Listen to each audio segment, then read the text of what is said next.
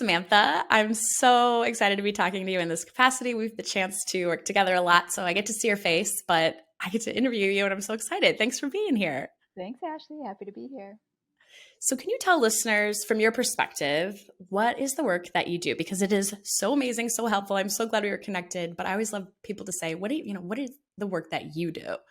Yeah, I think about this all the time because my program is called the Mad to Glad Blueprint. And so I look at my roots of upbringing. I was raised in a family with seven people, and I had a dad who was a very like authoritarian style parent, which meant like I'm going to call the shots. All of my five children are going to obey me. That's how things are going to roll at our house. But the problem with authoritarian parenting is that if a parent is being controlling, then it can pull the rug out from the child to have a sense of self control and autonomy and groundedness inside of themselves.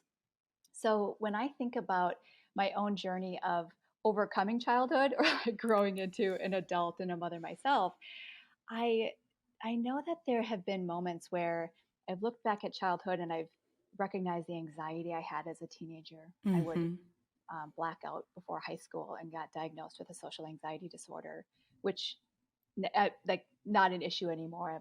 I'm a national speaker. I've done keynotes. I speak on a public stage all the time. So I look at like that anxiety and overcoming it, and some of the anger that I had inside, but only got in touch with when I got pregnant. Like I didn't really get in touch with that anger earlier than my 30s. And so my program is called Mad to Glad. Like, how do we shift the experience for children and for parents from mad to glad?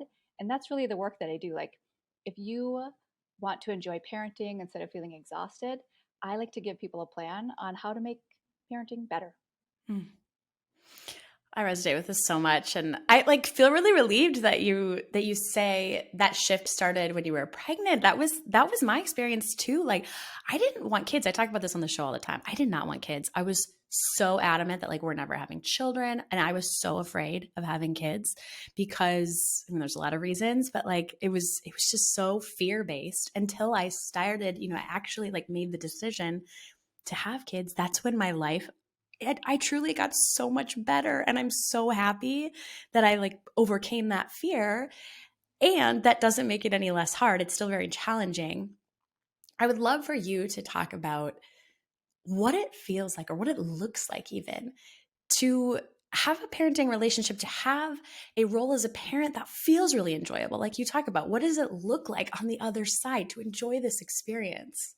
Yeah. Well, I mean, if we're looking at modern life, regular modern life, one of my clients once said, my life is so that I get up at 5:30 a.m. so that I can work out on the treadmill in the basement for half an hour, so that I can get my six kids up at 6 a.m., so that I can get them all like fed and ready for school and on the bus so that I can do errands and appointments and paperwork so that I can prepare a snack and myself for them to come home in the afternoon so that I can be with them during snack, help them through homework, make dinner, help them through the bedtime routine at 9 o'clock so that I can drop into bed exhausted at 9:30 so that I can repeat it again the next day.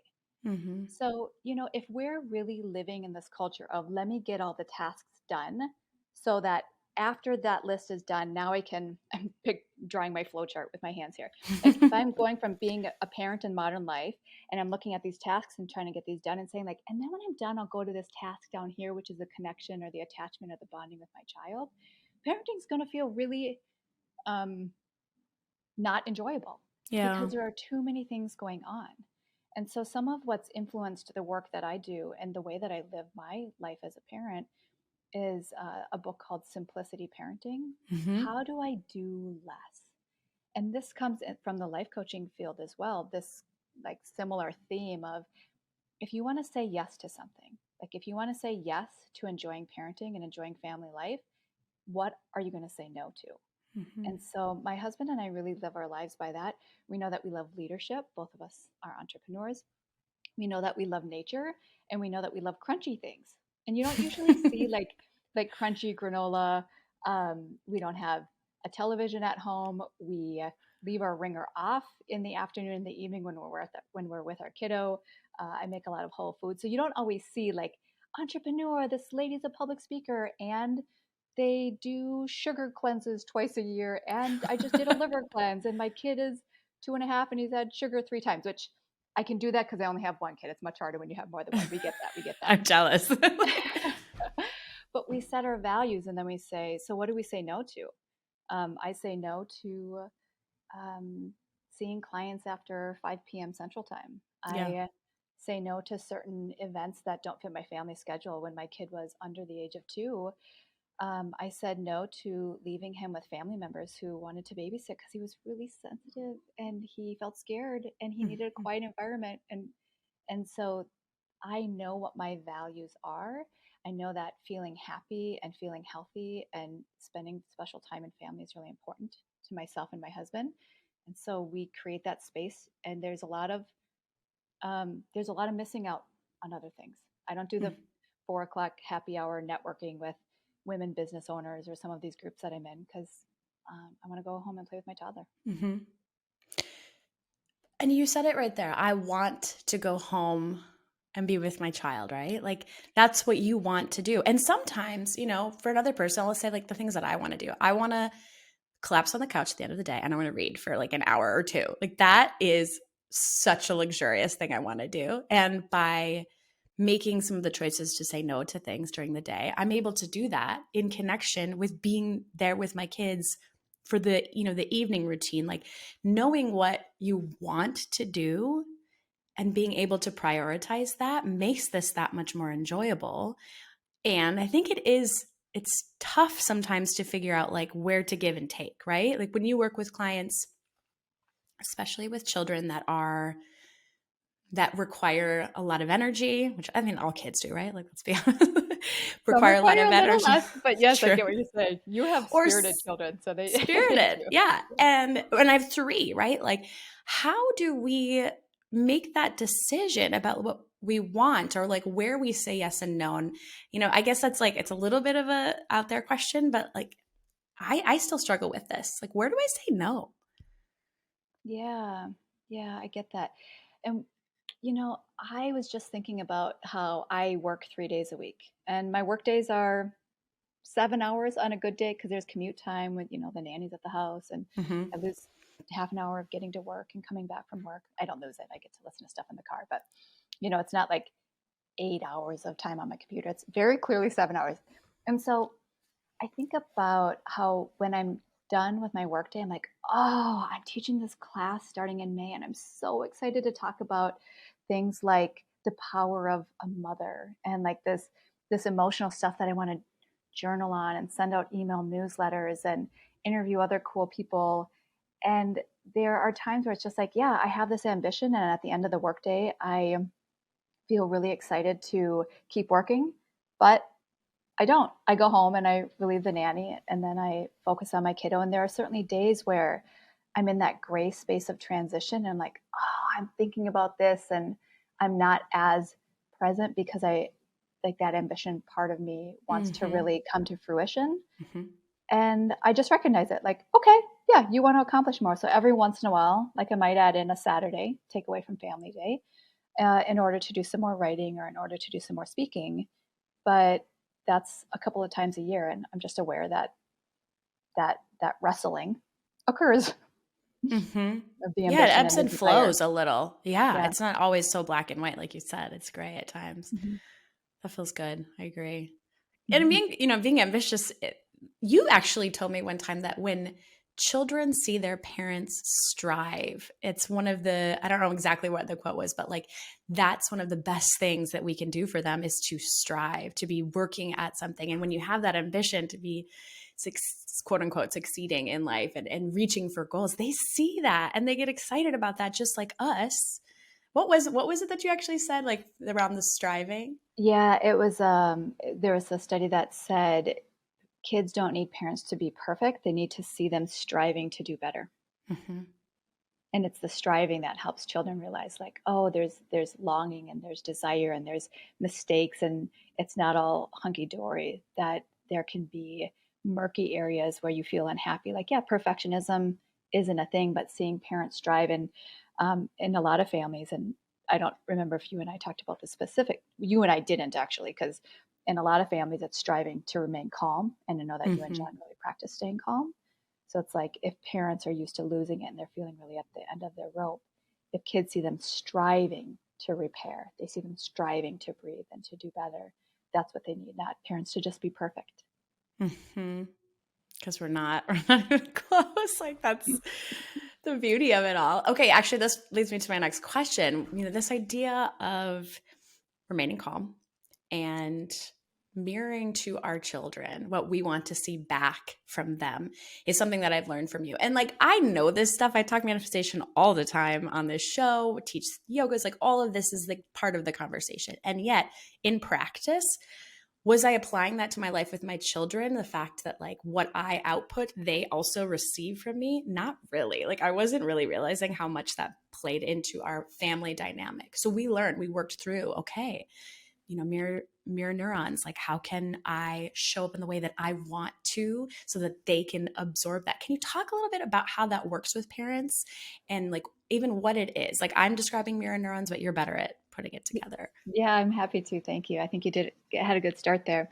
So in my work, obviously that I created the Mad to Glad Blueprint, which are 8 brain-based parenting tools that have been synthesized from multiple sources. Like what is happening in a child's brain causing them to act out. So beneath any challenging behavior, whether you have a spirited child who's really stubborn, or if you escalate that, it's like obstinate, refusals, meltdowns, or if you have a child like my background as autism. I was originally a speech language pathologist and autism specialist when I got my master's in 2004. And what I saw on a day-to-day basis when it was my job to transition kids into my office and work on friendship skills and eye contact so that, they had somebody to hang out with on the playground and they could communicate and talk through things rather than acting through these big feelings. What I learned right away is that if we don't understand what's happening underneath these big tantrums and meltdowns, whether it's a kid with autism or a child who's spirited and more emotionally intense, like we need to know that it is their downstairs brain that's overactive in any moment of defiance or resistance or controlling behavior where it feels like they might be manipulating you or just trying to win and get their way. Mm-hmm. And this downstairs brain was really, the science really came to light with Dr. Daniel Siegel out of UCLA, who's the leading neuroscientist in child development. And he helped everybody in the field understand that fight or flight is running the show in the moment of a tantrum. So if we're talking about kids, then fight, flight, or freeze, which is your primitive, early developing part of the brain, responsible for keeping you safe if a bear is chasing you through the woods. You either go into fight, so we see kids with challenging behaviors. You go into fight, flight, which is like run away, or freeze, like I'm standing here and I don't know what to do at all. Mm. Adrenaline and cortisol flood the brain when fight or flight is overactive or when this downstairs brain is activated. And so kids who tend to have really big emotions, emotional storms and meltdowns, they have an overactive fight or flight stress system. And the reason this is so essential to know is because as parents, we parent from the upstairs. This is our prefrontal cortex. This is our managing behaviors and problem solving and paying attention. So when my 2.5-year-old says, "No, I don't want to brush my teeth. No, I don't care about reading books," Mm-hmm. if I say something from the upstairs adult brain that's problem solving, like, "Hey, but I got you a new book, and it's going to be so fun, and there's a bunny in it. I know you love bunnies. Oh, what could you do rather than saying no, mommy, and pulling on me? You're like, hey, look at me, bud. Hey, look at me." Yeah, I do that. If I try to do any of those things during the moment of the tantrum or the emotional upset, those are upstairs brain. It's the wrong connection strategy because his brain, I call this downstairs brain when it's overactive, he has fire in his brain. So instead of like trying to persuade him or gently guide him, I mean, like we want to be gentle and compassionate with our kids, but we got to take a step back and say, oh, fire in the brain. Mm-hmm. Well, if there's a bonfire, what do we do if we want to go out? We pour water on it. So if a child is having an emotional storm, what we want to do as parents is we want to model to them what calm looks like because they can't get there. So this is like ground yourself into your feet. Be there and remind yourself, like have a calm body, have a calm voice, and have a calm face. So instead of, I hear parents say all the time, like, well, I didn't, and I can relate to, I didn't yell at my kid to come and eat dinner. I just said, turn off your game right now and let's eat. It's getting cold. Yep. So we get the edginess to our voice. And there's this other really important part of brain science, which I'm just going to geek out on for one more moment, because you were asking about it, which is mirror neurons.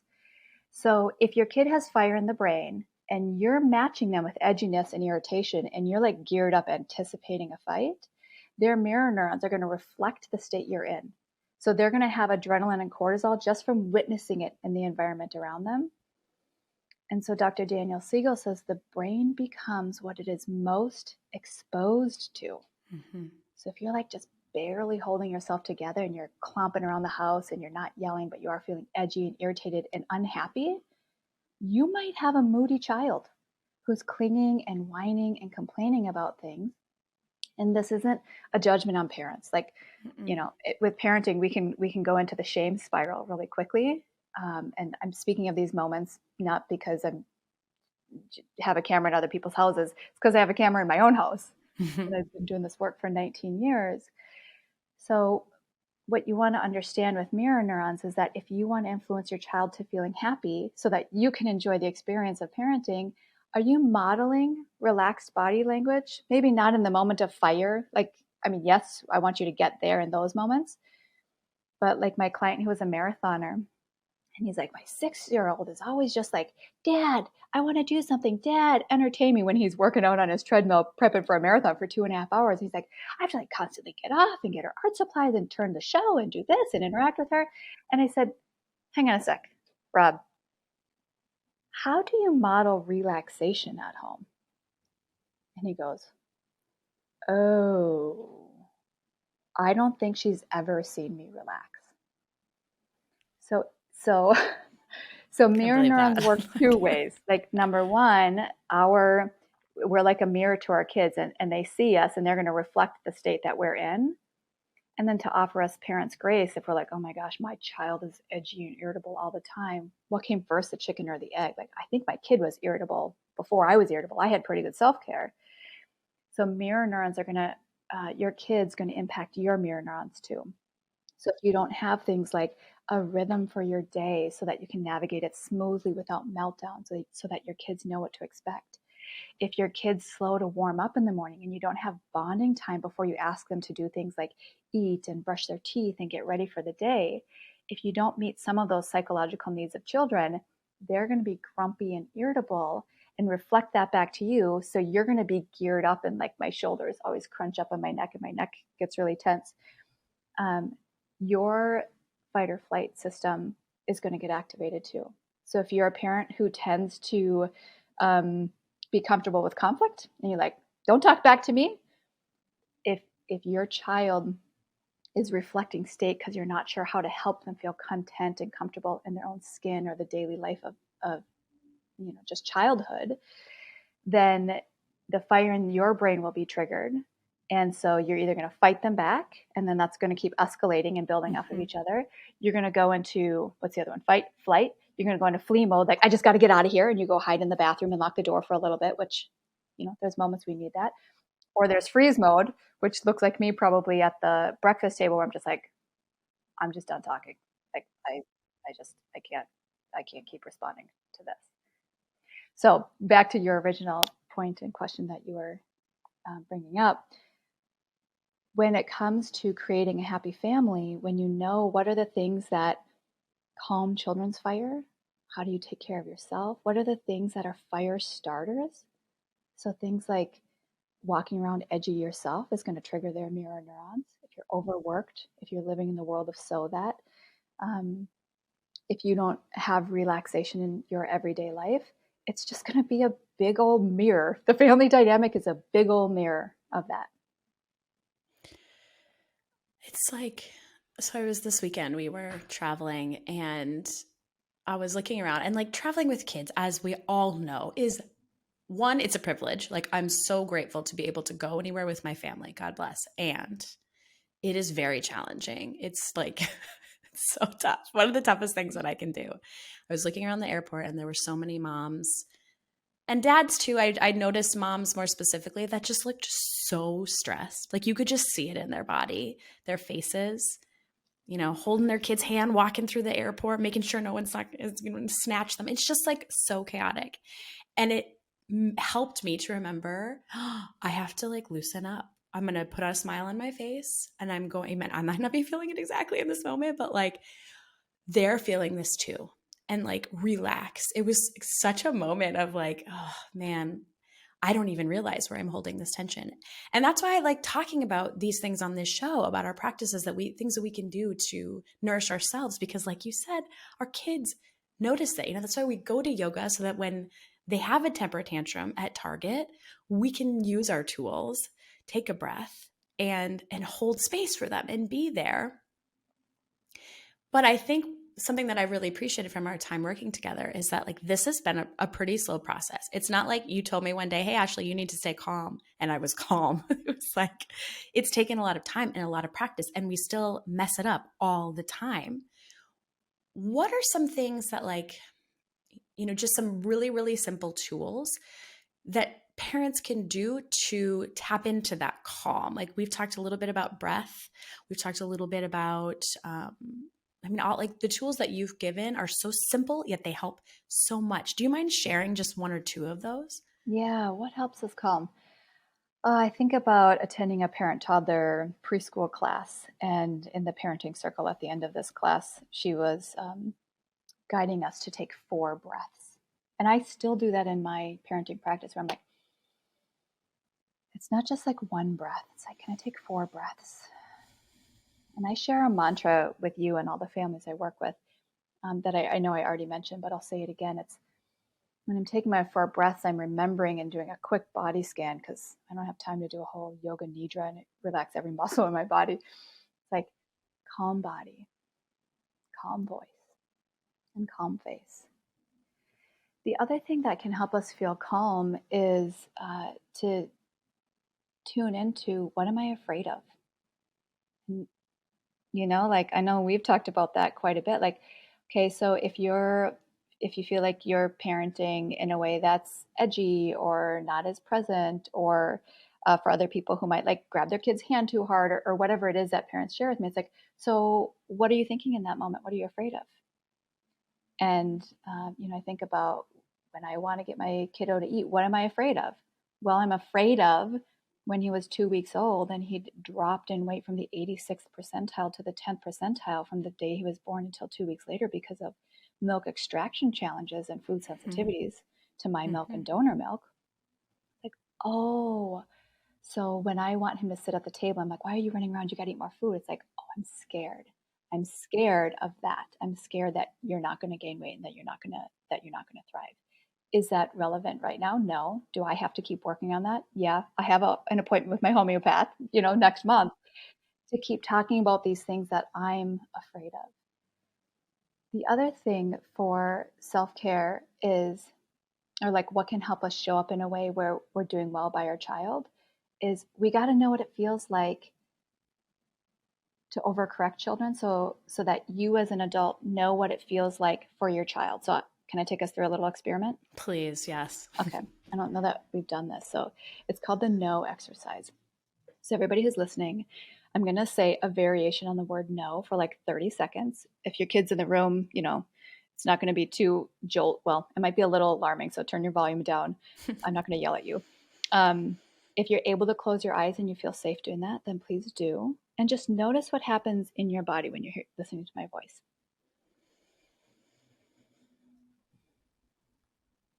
No. Stop it. Knock it off. Ugh, don't do that. No. Every day I said no. Open your eyes. So when we start phrases with no, it triggers fire in the brain. So sometimes what we can do with self-care is we can realize like, oh, am I shooting myself in the foot by the way that I'm parenting? Am I starting fires in my child's brain, which makes me have to do more self-care and more breathing because my child's now reacting to me? And there are 4, so before I say what the 4 reactions to this are and ask you, Ashley, the process is learning like, how do I create a yes space? How do I say, You want that cookie? Oh, you do want that cookie. You're so excited about that. And that's coming later. Or I say a lot in my family, like, oh, these are just for grown-ups. I mean, not like we're eating cookies all the time and saying he can't have them, but I'll make protein balls instead that he can have. But if you're saying no a lot, there's more fire in your child's brain, which means you got to do a lot of work to keep your sanity because your child's reacting to that. So, four common responses. Ashley, what did you just share honestly what you noticed in your body when you heard no? There's like a nervous feeling, like I did something wrong, like a anxiety Mm-hmm. almost. Some anxiety. Okay. Did you, when you were growing up, did you tend to have more of a pleaser personality? Oh, first child, absolute. It's pleasing Oh, everybody.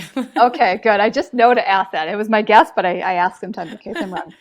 So that's one of the common responses for people who tend to have a pleaser personality or temperament just by your own wiring growing up. So one of the responses to hearing no a lot or having high tension in the household, I call it the wilting response, where you're just like, oh, what did I do wrong? And you like start protecting your heart, your shoulders might curl in a little bit. Um, and there can be feelings of anxiety. So that would be one response. Another response is we think of this really classically, the person who feels angry at their kid. And you can have a combination of these. So you put on your boxing gloves and you're like, oh yeah, don't tell me what to do. So sometimes when kids hear no, if they're wired that way, and you know that my specialty is the spirited to emotionally intense child, and they may even have a special needs diagnosis of autism or sensory processing disorder, ADHD, or even giftedness. All these kids tend to have high emotionality, which is my specialty.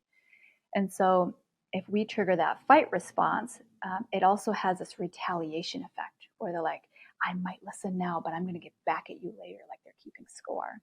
So that's the second reaction that can happen if we're parenting from a space of no.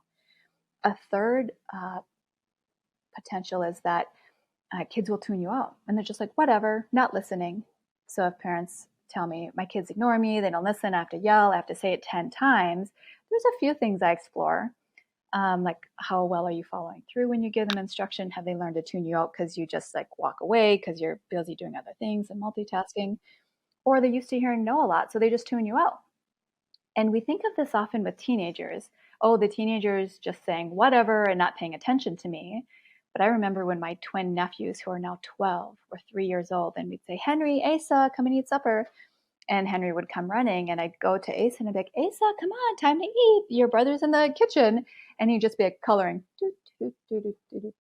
not showing that it registered at all that I had said anything to him or invited him into the kitchen. So if kids are hearing no a lot, they might just tune you out. And then the fourth reaction is less about personality and more about your body and physiology, is that you can feel a sense of tension. So you were talking about that nervousness feeling. Same thing with kids. If they hear no all the time, they might have butterflies in their tummy, or they might like tense up their shoulders and their neck like I tend to do and have headaches. And in the morning before school, if they have a teacher who's not very warm or overcorrecting and directing them, um, you might take your kid to the doctor and to the chiropractor, and you're like, I don't know, it seems like they're fine. We really want to consider, are they hearing no all day long? Because if they are, then we want to help create a warm yes space for them. Yes space doesn't just mean give them the cookie and the screens. It means how do you shift your language to more positive language of what they can do, um, and reduce your no's by like 70%. Mm-hmm. Yes. I can literally see the wilting in my first because she's that people pleaser. And it's, yeah. But you're not saying, it's not like we're saying, oh, of course you could do everything. Like they always want me to have a yes day where I say yes to everything. Like, sorry guys, that's not going to be safe. We're not going to do that. But it's almost like no for now, right? We can say yes, we could definitely have that snack later. We'll have it after dinner. Like I love that simple shift of language. And really that's so much of what I learned from you is language, right? Is like what I'm telling them, how I'm delivering that information in a way that really helps support them and helps them feel good. These are just, I mean, you've dropped so many amazing tips already. Staying calm, avoiding those no's. Maybe you could mention just one other thing that we as parents are doing that are contributing to that more difficult behavior, that it's making it less fun? And in your program, I know there's like a good list of these, and I've learned so many. If there's one that bubbles up to the top, what would you say that is? Yeah, I've talked about play for a bit Yeah. already on this episode, so I want to talk about that. You know what I think makes parenting not fun? It's putting too much pressure on yourself and saying Mhm. like, "Oh, it's important to spend 15 minutes of quality time a day with my kid." That part's true. I'm not taking that one away. But there was a study I read that said most parents actually only spend 2.5 minutes of quality time being present with their kids a day. This includes parents who are with their kids at home all day long. So that doesn't mean you're not really like aware of what they're doing and trying to guide them into activities, but actual special time and play where you focus, and it could be 5 or 10 or 15 minutes, but you want to get up to about 15 minutes a day if you can. If you're not spending that time in play using some certain play techniques, which I'll share in a second, um, it can mean that your child will be whiny and clingy because their happy bucket isn't filled. So I call this happy chemicals in my Mad to Glad blueprint. So one of the aspects of play that when I was working with kids with autism 10 hours a day, I was like, I got to figure out how to make this fun because like coming up with themes and for whatever 25 kids a week is really exhausting. And so I started researching play therapy and learned that you don't have to entertain kids. What helps them feel seen and important is a few things. Number one is you join them. So if a child is laying on their tummy on the floor playing with blocks, if you can just lay on the floor next to them and join them in play and mirror or model their body language, on an unconscious level, they hear, I'm important to you. So you join them in play, you follow their lead. So you can follow the pace that they're following. So if they're slowly stacking blocks, you can do that. If they're standing up and they're acting like Godzilla, knocking them down, which my 2.5-year-old little boy loves to do this. So, like, there are times where I choose to join and play because I have more energy and I know I'm going to be acting like Godzilla and we're knocking everything down repetitively. Um, so, you want to be able to join them to follow their lead. You also want to slow down. So, if we think about Mr. Rogers, I like to geek out, like I said, on some of the science, but make it really friendly. So Mr. Rogers trained himself to speak at 124 words per minute. So as you and I have been talking on this podcast, like a regular mainstream news reporter is trained to speak around 170 words per minute because that's the ideal auditory processing rate for like the general adult population. Hmm. But for children, it's 124 words per minute. Um, so if you think about how slowly he puts on his cardigan sleeve and welcomes you to the neighborhood and puts his ankle over his knee and ties his shoe, that is slow, slow. So with children, when we can slow down, when we don't have to like entertain them and quick toss the ball back to you and like in every moment make it really exciting. If you can slow down to the ideal processing rate for a neurotypical child, so I had done this research many years ago, that fills a child's psychological bucket. It elicits things like serotonin and oxytocin and dopamine, which are about bonding and happiness. And so this would be another strategy to make your life easier. You don't have to entertain them. You can just like follow them driving the car down the, the countertop, or if you don't like playing pretend with certain toys, then join them in a gross motor activity, wrestling or playing outside. If you don't like that, then join them in an activity that you like. So, do you like crafts and do you like fine motor and do you like felting? All of that elicits more happy chemicals and combats the stress chemicals of the fire in the brain. Yes. Yes. Because I told you, I think in one of our first sessions, I'm like, I do not like playing. I'm a 36-year-old adult. I just like I don't even know how to play anymore. Like that's something I could probably work on. So you said find something that you actually like doing with them. And I learned that I love doing Legos with them. And it's been so much fun to be like, hey, it's our Lego time and we're getting together for a few minutes. It just and like you said, it doesn't have to be long. It's not really spending our whole night doing Legos, but just a few minutes of that connection of uninterrupted, no phones, not doing another, like the multitasking, that tendency to want to keep multitasking while playing has been tough to overcome. But like you said, we're here, we're present, we're slowing down, Yeah, has and made such a difference. yeah, I'm so happy to hear that. And like you want to be aware that it can feel really boring at first, even if you're joining in an activity Totally. that you like. So I really like when my kid pulls out the little pots and pans or in the kitchen or his play set and does that. Like that's really fun for me because I like cooking. But I find myself very frequently setting a 10-minute timer on my phone or on the stovetop because I will like, oh well, let me get up and have some tea if I'm sitting here. Like Oh my something gosh, about yes. slowing down is so boring and I want to like make it more fun or make it enjoyable because I don't slow down for myself very often throughout, the major part of the day. So setting that timer and holding yourself accountable and training that habit, like you might enjoy joining them, but it might also feel really boring. And that boring tells you you're living in a child's world rather than the adult's agenda, and they need that. Hmm. Last, well, maybe second to last question. I want to just touch on something that I have a lot of fear around. You're asking like, what are you afraid of? And I have a lot of fear around this struggle with mental health that young adults, teenagers are experiencing. I'm really hoping to support my kids so that we aren't experiencing that like a lot of other people are, because it's so real. What are some things that parents can do today with young children and even, elementary, middle school age children to help support them as they approach those ages where this is a reality, where mental health struggles are so real? How can we support them now? Yeah, that's really good. So let me repeat what you're saying, and then I'll comment on it a little bit more. So if we want to help our children feel mentally well and balanced, one of the like a core need from Maslow's hierarchy of needs is social belonging.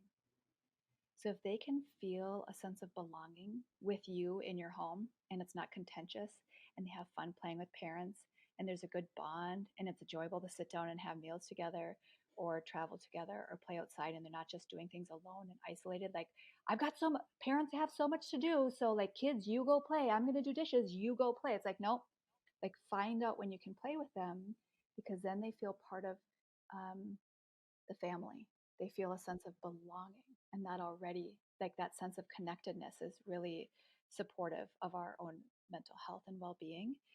Um, and sometimes when kids have trends towards mental illness, and you're right, I studied this a lot with my through my husband's continuing education in neurological chiropractic. Is mental illness sometimes we think, well, it's something that happens inside and you're destined to experience that. And there's a lot of depression and anxiety in my family. And the way that I operate and my level of happiness looks vastly different than at least one of my other siblings. And I love them and I want to be really kind to them. And I consider like I've been getting regular chiropractic care for over 10 years. Like, how can I be a keynote speaker when I used to black out in high school from social anxiety? Because what my husband has helped me to learn happens during the birth process, where if you're a little bit kinked over to the side or tipped over to the side, there's nerves in your upper spine that sends relaxation signals and chemicals throughout your whole body. And so if it's a little bit kinked, and my son's when he was born was a lot kinked, and so he cried for the first 4 months of his life, and he was 10 months old before I finally remember saying to my friends like I like parenting. It took 10 months because there was so much crying, there was so much stress in his system, and I just wonder what would have happened if my husband and our care team hadn't helped to correct that, hadn't helped to reset his nervous system so that he wasn't like a walking diagnosis of stress and colic and food sensitivity. So again, very, very fortunate for us and very privileged with the work that both of us do. Other ways families can receive this kind of care for their children is like the craniosacral, or if their kid has sensory processing disorder. I'm speaking at the Minnesota Association for Children's Mental Health this month in April, and sometimes sensory processing disorder looks like mental illness because a child is anxious. They're anxious about the sounds and the lights and the tag and the seam of their sock. It's like, what else does your child need in order to feel comfortable in their skin? So sometimes there's these body modalities, sensory based occupational therapy, that are needed. Certainly food, certainly screen time. Screen time is not real connection, and parents start feeling really Mhm. worried Yeah. that if my kid doesn't have this, they're not gonna be able to do this game that everybody plays with their headphones on in their own rooms, and they're not gonna be socially connected. Well, guess what? That doesn't help with social belonging. I mean, that doesn't Mhm. help your physical body feel like you're part of this group. In the moment, it may, but are they also getting together outside of screen time? Are they also doing computer programming together in the same room? And are they building robots? Are they doing something that's within their interests? Are they doing constructive activities, building model airplanes? Like, if these are some of the interests your kiddo has, are they doing that with actual human beings, not just over the screen? And then finally, so I've talked about like the parenting side. Is it a happy connected bond? Do you play together? Is it not just in a way where it's fun for the parent? I have a dad I just finished working with, and he's like, I'm so ADHD and I'm so energetic. And I get home from work and I'm like, kids, let's go to the park. Kids, let's go to the amusement park. Kids, let's go here. Kids, let's go here. And I'm like, well, hang on. That meets your need because you don't like to be bored. But kids have a need to slow down, to have downtime. If you've ever overscheduled your child, you know from their behavior, like, oh, they're not happy in life right now. Do they like dance? Yeah. Do they like gymnastics? Yeah. Do they like seeing their friends? Yeah. Do they like music class? Yeah. Do they, but you put all of that together and it's too much. So, are we creating a space where kids have downtime and breathing room and slow connection time? And then finally, as kids get older, you start it young, but when they get older, what I've learned from my life coaching um, training and background is, are they tuned into a sense of purpose? Hmm. A parent of a 16-year-old right now might be like, oh my gosh, how do you even get your kid to a sense of person or purpose where it's so far gone? Like, they're withdrawing into their room, all they do is screens. It's like, well, maybe you look at a screen break for 3 weeks, a screen free time to help their brain reset. Maybe you work with a functional medicine or practitioner or naturopath on diet to help their, maybe you consider chiropractic if they don't want to do anything with you, um, because they're moody and grumpy and that bond isn't there. So, from the life coaching perspective and the sense of purpose, it's like, uh, what do they like about their on-screen avatar? Okay, what do you like about your human being going to school personality and characteristics? Okay, so how do we bridge that gap or take components of that so that you have a sense of purpose, you're giving back, you're connecting with real human beings? Like, that's, I guess it keeps coming back to belonging. Belonging and, Mhm. Mhm. social belonging and the nervous system. Yeah. So many parallels to just, again, like the self-care that we talk about regularly on the show, like the yogic practice, like all these things that we do for ourselves, or we strive to do for ourselves, that kids really need too, right? That nervous system regulation. And they just haven't learned it yet, right? We're here to teach them. You are here to teach us how we can do that, because it is so much easier said than done. This is tough work, and hopefully the people that listen to this show are open to maybe some out of the box ideas like we're talking. I mean, this is not just your straight away like discipline authoritarian way of approaching things. This is a little bit different. And I mean, I've seen a lot of success, so I'm really grateful for the things that you teach. It's so helpful. Yeah, you're welcome. And I'm really glad to be a guide on your journey because there's 3 children and you and your husband who, you get to be that model and that example of walking around in happiness in the world. And I remember, I'm thinking back to what you said earlier during our episode here. The people who are like, why would I go into parenting? Like, it doesn't look very fun. I don't know parents who are happy. And I think about, well, first of all, like, you're modeling that. So thank you. You're getting some resources and support so you can feel that way. And it's wonderful for your children's future as well. And I remember when I was pregnant making a list. So because I speak a lot, I also have that big, like, 3M sticky white paper on the wall in my bedroom if I'm trying to like remember stories or opening lines or things like that. And I remember taking a big piece of that sticky paper and putting it on my wall and writing down, like, who loves parenting? Deirdre, Anka and Ryan. Kathy and Josh. And I was like, oh my gosh. I had to write people's names down and orient my attention to those people and the energy that they were embodying. And I made sure I looked for who's happy. And I had to look beyond. And I found a couple of friends, which makes sense that I resonate with them as friends. I love how they're raising their children. And there are some people who are close, they're family members and they're friends. And I'm like, they don't go on the list. So when I look at parenting and they're like, watch out, it's going to ruin your life. I'm like, you're not even on my list. That's what I think Mm-hmm. inside. Mm-hmm. So you can say what I want, but I am protected. Just like when I was pregnant and considering what birth was going to be like for me and my child, I was like, those scary stories that happened to you during birth, that might be true. Please don't tell me. Tell me after my Yep. kid's born. Yep. I don't want, like, I'm going to protect this. And so I think that brings us into happiness too. Like orient to the people who you're like, this is possible and it can become happy. Yes. Yeah. In the manifestation work that I do, we call these expanders, people that show you what's possible. And having, when you're doing like actual visualization work, you think about those people because they show us. And the internet and the Instagram of it all, I love a good, like, honest share about parenting. Like, please give me a scary mama vibe. Like, that's funny Yeah. and it's real and it brings us all onto the same page. And I want to see the happy stories too, because for me, that's the majority of the parenting. It's like, it's actually really fun.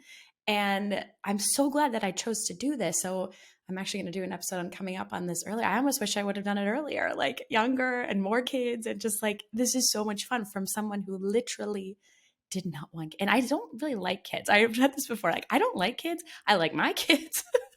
I just like don't know what to do with them. But like parenting, love it. My God, it's so much, it's so fun. See, I'm different. I've always liked kids, and some of that might be having four siblings when I grew up, and my mom had five daycare kids, and we grew up in the Oh suburbs. my And gosh. she would always tell us, like, every child has gifts. It's up to you to draw them out. So when I Hmm. became a parent, um, I I was surprised in the other direction. So like, this is so fun. Like the newborn and baby phase was so hard for for me and my kiddo that I was like, what happened? Who am I? I feel totally shattered. But I kept orienting. I kept looking for those expanders. Like, wait, this could just be a phase. And I've seen parents who don't do great when they're raising babies, and others who are like, I love baby phase. Totally. And then that Yes. changes in preschool. Or Mm-hmm. you do Mm-hmm. also see the parents who are like, I've loved every phase of my kid's life. And I'm hoping that it was just the newborn phase with some birth trauma that we've worked through is hopefully the only time that that experience of this is really hard and not enjoyable for me. Um, but remembering that, what was the impact of your parents on you? So everybody gets to consider, like, what was the impact of my parents on me? It's powerful. And the thing that, some of the stress of my authoritarian father, who, some of that childhood contributed to the anxiety that I had in my nervous system. He's also a very high achiever and a master negotiator. And so when people say no to me, there's an agency I'm partnering with, and when they're like, "Sorry, this isn't going to work," I'm like, "Really? Can we just have another conversation?" And the conversation's still going. I'm like, "Oh, that's Tom Sawyer. That's my maiden name is Sawyer, and my dad's name is Tom." So I'm like, "Oh, that's Tom Sawyer." When I'm like, "This conversation's not over. Like, if you want to change these kids' lives, can we have another conversation? Because we can probably figure out how to work this out here." And so my mom's influence gave me this sense of, I just love hanging out. I know what unconditional love feels like. And this belief, like, every child has gifts, it's up to you to draw them out. And the gift that you as a mom or a caregiver are giving to your child by paying attention to their psychological needs and learning how to draw out their gifts, to say, forget the world of so that. I'm not going to push all my ambitions to the side. Like, there's a balance between your ambitions and meeting your child's needs as well. And when you give them the gift of recognizing them and seeing beneath the acting out behaviors and meeting that need with some new parenting strategies, now your kid gets to bring those gifts to the world. And you figure it out, and now you get to tell their teacher, and that teacher gets to help the other three kids in the room who are spirited or intense. And like, you get to tell the therapist or the specialist or the pediatrician who passes it along. Like, I just get like all red-eyed thinking about this. Like, parenting is such a beautiful sense of purpose, and so you get to evolve and draw out your own gifts of unconditional love and the things that are really important for you to provide to your kid. And then they get to share their gifts. And that is, I started by saying, like, I was around kids a lot. I really liked them. I still go to friends' parties and play with the whoever 3-year-old on the floor that I've never met before. And my friend was like, "You've always done this. You've always like gotten on the floor with a 3-year-old while the adults are sitting on the couch talking over coffee." I'm just like, no one's paying attention to this kid. Like, she's pulling beads out of this bag. They're really pretty and cool. I want to hear what she has to say. And it's even better than that. It's like you see your kids' gifts and their spiciness and have those moments of play and bonding and the experience to slow down. Like, he takes a nap every day. Guess what I do? I actually, on the days that I'm home, I take a nap and I do something enjoyable. Like, that's when I read my book. So your Mm-hmm. kids have so much to teach you and give you purpose, and like the gift cycle just upward spiral. Ooh, mic drop. That was great. I love it. So true. It's just really refreshing to hear people talk about it in a way that is encouraging, because we need this. We need these conversations, and we need to be strategic, right? Like, we can do this work with some planning. Yeah. So if someone is interested in connecting with you, working with you, I know you've got your next group coaching coming up, which I'm so excited to be a part of this May. Can you just talk a little bit about that and how they might connect with you? Yeah. So I have 2 program offerings. One is the DIY version of Mad to Glad Blueprint. So if you want to learn the 8 tools that I'm talking about to calm fire in the brain and build positive connection and get your kid into better self-regulation and problem-solving skills on their own, the Mad to Glad Blueprint is a DIY program you can purchase through my website, samanthamoe.com. And then the group program, we just call it Mad to Glad Blueprint Plus, which means like, hey, I'm going to have you access the module before, um, 1 module a week, and then we're going to have a live group coaching sessions. So we're going to do those once a week for the period of 8 weeks. So you have accountability for going through it, and there's live customized coaching at each session. You don't need me to spend my time educating you on a live session when that's already pre-recorded, and it's done very well and it's done very concisely so that you know how to follow the strategies that I've given in the modules if you can't attend the live group coaching class. But I customize it and answer questions and put people into small groups so that you don't have to think through, like, okay, so what would self-care look like for me? What do my triggers look like? We actually do that on the live calls so that you create your own action plan and can ask me questions like, but how do you play when I have 3 kids and 2 of them are fighting and it's dinner time and one of them is coming in and tattling on me? That's what we do during Mad to Glad Blueprint Plus on those live calls. So I teach a cohort in the spring and the fall. This year it is in May. So if you're interested in it, you can go to my website and I offer a live gathering. It's called How to Make It Better. And so the monthly call or that live gathering, whenever you listen to this, um, gives you an opportunity to fill out my intense brain child family assessment and see what skills you have, where you're thriving, where you might need to grow. You come to that live gathering, it's totally free. Your ticket for entry is having completed that form online ahead of time. Then we send you the Zoom link and you can ask your questions. If we feel like we're a match, then I'll give you program details for joining those 8 live calls. Or if it seems like you need another resource, I'm just really clear about pointing people in the direction that will serve their family most. Awesome. And if anyone has any questions and wants personal testimonial, please DM me. I'm so happy to share info. We'll have all of this linked up in the show notes if anyone wants to take advantage, and a little special offer for Yoga Magic friends, listeners, because friends, like the people that I bring on this show, I truly, truly either have worked with personally and believe in their work, or I think that it's a resource that other people could use. And like, this is something that I've done personally that has really impacted my life. And so, yeah, thank you for doing all this hard work and changing people's lives, really. Yeah, it's a pleasure. So, Ashley, what about if you'll share for people? Because I just intuitively got a hit. Somebody's wondering, like, and so how does this work with your partner? Like, how does this work with your husband? What has changed in terms of your co-parenting status or the way that you communicate about your kids or raise your kids?